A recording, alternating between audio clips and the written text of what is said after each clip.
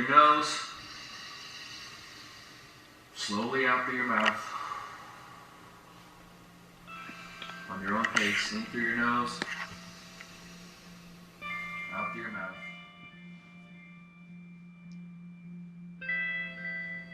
We get into trouble when we start thinking about, man, what's going to happen in 10 minutes? What happened an hour ago? So the way you get yourself back to the present is you see what's in front of you. You know what happens when guys stop seeing? Later, I could be looking at you, but thinking about what I'm doing tonight, and I don't even see you. You use your eyes. You put your eyes on what you want to focus on, and you train yourself to constantly see. You guys with me on that? Does that make sense? Most guys think they have to feel really good to play well. It's not the case. You ever had a great feeling before a game where you felt incredible? In layups, everything is going in, you're making every shot, and the game starts and it's just not there. So your feelings mean nothing.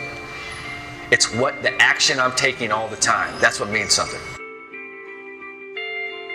Does everyone have an idea of what your next play speed might be? Some people's next play speed is like 7 weeks. One thing goes wrong, they never get it back. They're gone. Some people's next play speed is 7 hours. They go home, they're at the dinner table still like, God, that first shot. Oh, you're like, well, you're still there. You're still there. And why are we still there? Because there's feelings involved.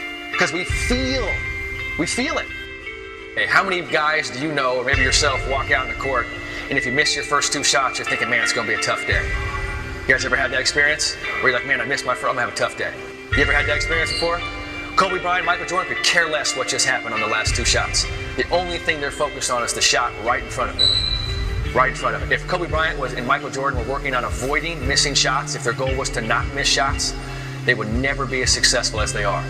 Kobe Bryant and Michael Jordan missed their first 2 shots, they're on to that next shot. Their focus goes on to the 3rd shot, where a lot of people's focus stays with the shots they just missed. Does that make sense?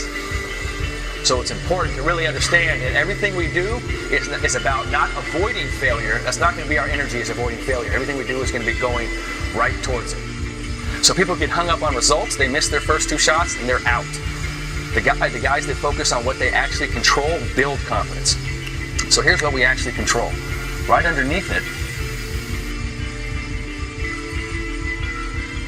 this is called play present. Play present. So Aaron Gordon wanted to be the #1 player in the country. Would call me sick that Jabari Parker was ranked ahead of him. Did not understand what they saw in him they didn't see in Aaron. And I would say, Aaron, you have no control over what anyone else says about you. You can't. You cannot control what they write about you. You cannot control what they say about you. Wherever you are, be there. You practice being present all the time. You go home tonight, you're washing dishes for your family. Usually when we're washing dishes, what do we do with our brain? Think about whatever we're doing later, right? Just kind of check out. Man, check in. Cool. Wash the dish. Wash the dish. And what happened is the past and the future go away. And all of a sudden you get into what basketball players call the zone. I'm in the zone. Time stopped. I'm in this moment. Anyone can go 0 for 5. You got to be really good to go 0 for 10. You're a pro if you can go 0 for 15.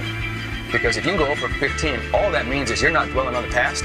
You are so locked into the moment at hand. And after the game, the press is going to go, you played terrible today. You say, you know what? The shots just didn't go in. If I could control shots going in and out, wouldn't I have made every single shot I've ever taken my entire life? Most people focus on results and outcomes, and we have no control over results and outcomes. That's why if you miss your first 2 shots, a lot of guys go, that's terrible. Where if you were focused on your process, you go, hey, that looked good, felt good, my next shot is good. And that's a way to talk to yourself where you don't psych yourself out and say, I'm having one of those days. So Damian Wilkins, 10 years ago, I asked him, I said, what do you tell yourself after you miss shots? You know, I'm always curious what you do after you make mistakes. He said, I say 3 things. Look good, felt good, and my next shot is good. And he said that to himself so many times, it's natural for him. It is very challenging to be locked into the moment the entire time. Because what's going to happen is all kinds of things are going to happen during the game.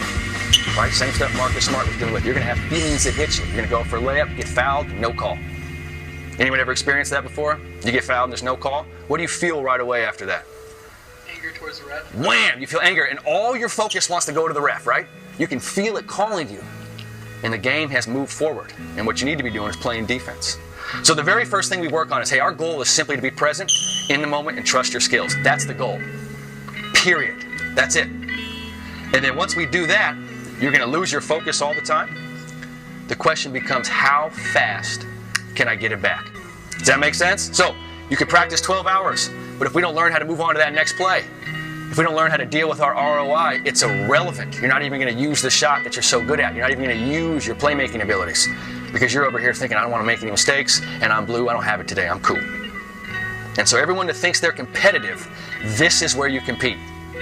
The guy guarding you is never going to be a problem. That's never going to be the person who stops you. Ever. Ever. I mean, maybe if Kevin Durant came in here, we'd have some problems.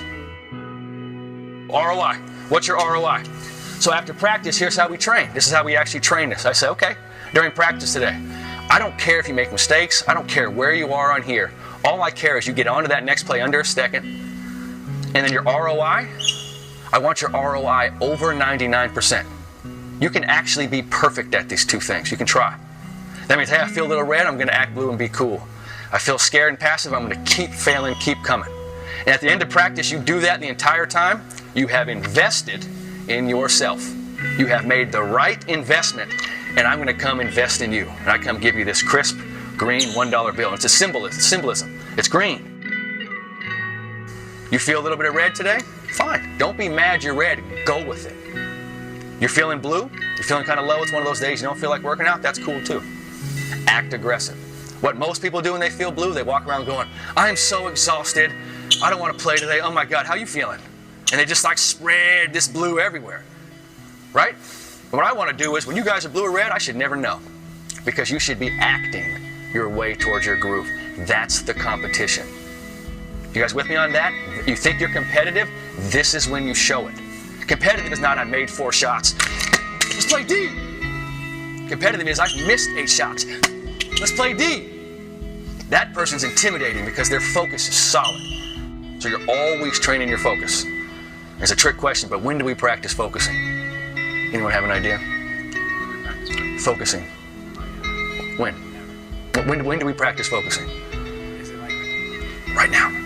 It's always right now.